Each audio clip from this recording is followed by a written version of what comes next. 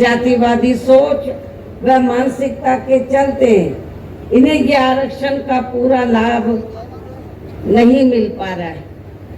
ये पार्टियां इन्हें ये आरक्षण का पूरा लाभ नहीं दे पा रही हैं और अब तो इनके इस आरक्षण को ये पार्टियां मान्य कोर्ट की आड़ में इसे प्रभावहीन बनाने में व खत्म करने की भी पूरी कोशिश में लगी हुई है। और इसका खास उदाहरण दिनांक 1 अगस्त 2024 को माननीय सुप्रीम कोर्ट का दिया गया निर्णय फैसला है, जिसमें माननीय सुप्रीम कोर्ट ने एससी व एसटी के आरक्षण में वर्गीकरण व क्रीमी लेयर आदि को लागू करने की बात कही है।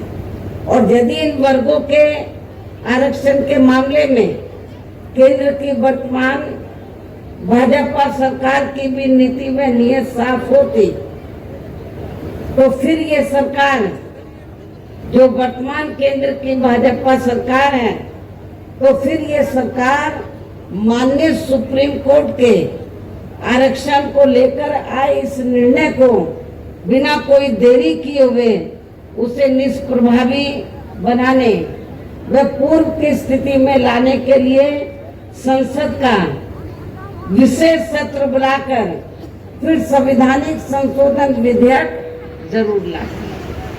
यदि वर्तमान केंद्र की भाजपा की सरकार के लिए साफ होती आरक्षण के मामले में, माननीय सुप्रीम कोर्ट ने जो निर्णय दिया है तो वो उस निर्णय से आपका जो आरक्षण है आगे चलकर अब ये ना के बराबर रह जाएगा और आपको कोई ज्यादा लाभ मिलने वाला नहीं है।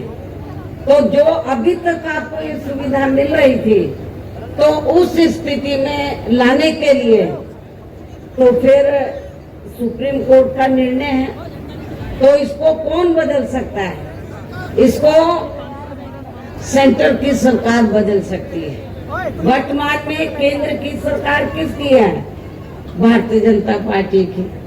हमने भारतीय जनता पार्टी की सरकार को ये कहा कि यदि आपकी दलितों, आदिवासियों और अन्य पिछड़े वर्गों के मामले में, खासकर एससी एसटी के आरक्षण के मामले में यदि नीति आपकी स्पष्ट है, सोच सही है, तो फिर आपको जो माननीय सुप्रीम कोर्ट ने 1 अगस्त 2024 को जो निर्णय दिया है, जिससे एससी एसटी का आरक्षण निष्प्रभावी हो गया है और ये फिर खत्म हो जाएगा, तो फिर इसको प्रभावी बनाने के लिए और पूर्व की स्थिति में लाने के लिए फिर केंद्र सरकार की जिम्मेवारी बनती है कि वो पार्लियामेंट का विशेष सत्र बुलाए और विशेष सत्र बुलाकर उसमें संवैधानिक संशोधन विधेयक लाए।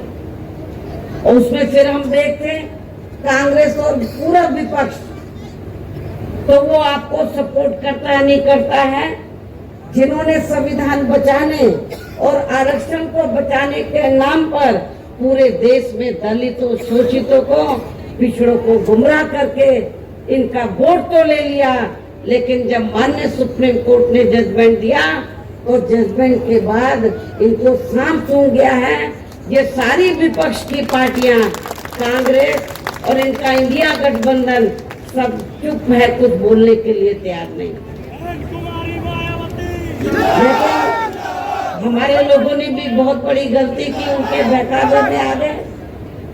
संविधान बचाने के नाम पर, आरक्षण बचाने के नाम पर उनके बहकावे में आकर अपनी पार्टी बीएसपी को भी किनारे कर दिया और इंडिया गठबंधन को वोट दे दिया लोकसभा चुनाव में। लेकिन अब क्या हो रहा है?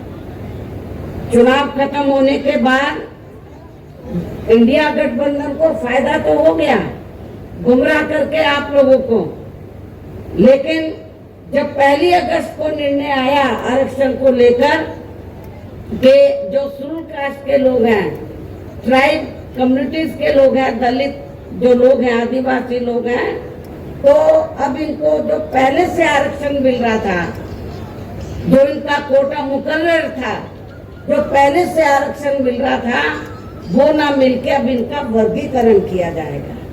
जिनको जरूरत है उनको दिया जाएगा और शेड्यूल कास्ट में जो जातियां मजबूत होगी उनको किनारे कर दिया जाएगा। ये जजमेंट है।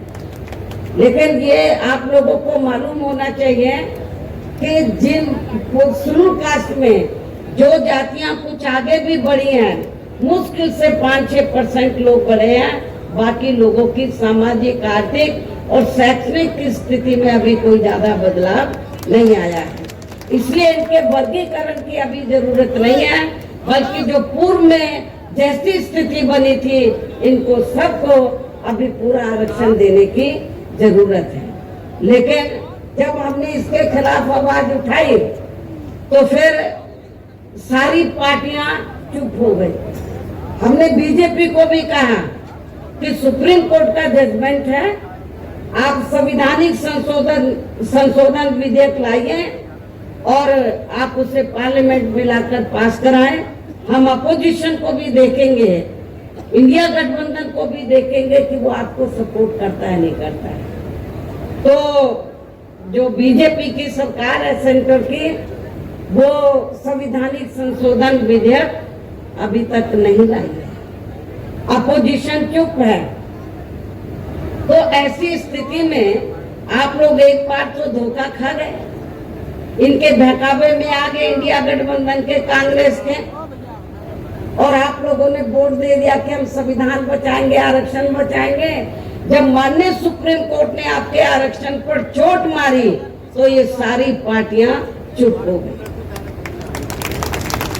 ये कहती तो है कि हम आरक्षण के पक्ष में हैं, लेकिन माननीय सुप्रीम कोर्ट ने जो जजमेंट दिया उसको लेकर ये कुछ भी बोलने के लिए तैयार नहीं है। इतना ही नहीं, बल्कि इसके लिए कांग्रेस व इनके इंडी गठबंधन ने अभी तक भी केंद्र सरकार पर कोई दबाव नहीं बनाया है, और ऐसा करना तो बहुत दूर की बात रही, बल्कि इन्होंने माननीय सुप्रीम कोर्ट के इस निर्णय पर अभी तक कुछ भी खुलकर नहीं बोला है।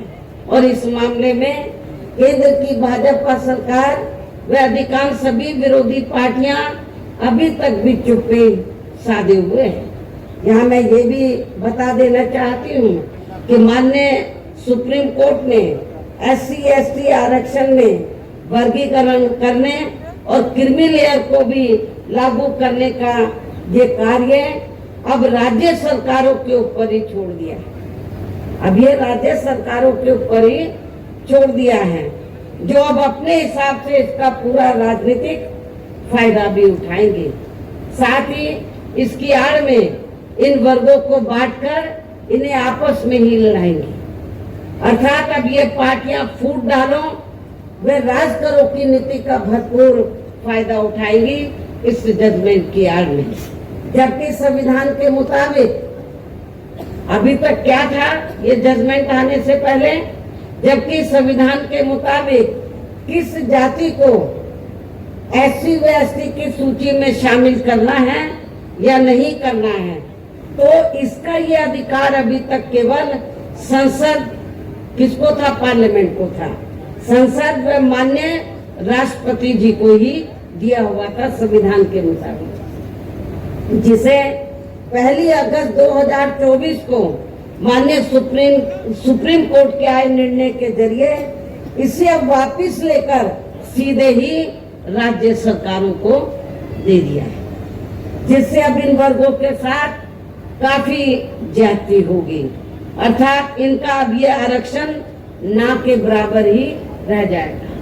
दलितों का, आदिवासियों का जो आरक्षण है वो ना के बराबर ही रह जाएगा। और अब तो कांग्रेस के श्री राहुल गांधी ने भी विदेश में जाकर इनके सभी आरक्षण को आगे वक्त आने पर खत्म करने का भी ऐलान कर दिया है।